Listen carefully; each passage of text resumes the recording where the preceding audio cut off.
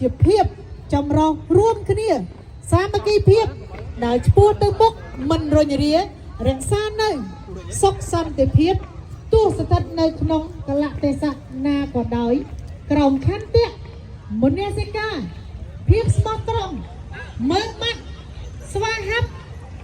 លាយឡំគ្នាជាមេរៀននៃសង្គ្រាមដែលគ្មានថ្ងៃវិលត្រឡប់បានឡើយមានសន្តិភាពមានស្នាមញញឹមមានភាពរីកចម្រើនរុងរឿងលើឆាកអន្តរជាតិស្មើមុខស្មើមាត់ក្រោមការខិតខំតស៊ូ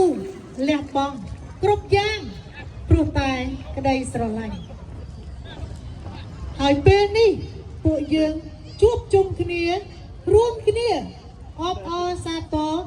មហាគ្រួសារកម្ពុជាទាំងមូលទោះបីអស់លោកអ្នកកំពុងរស់នៅកន្លែងណាក៏ដោយក៏ជាខ្មែរសាទរកម្ពុជា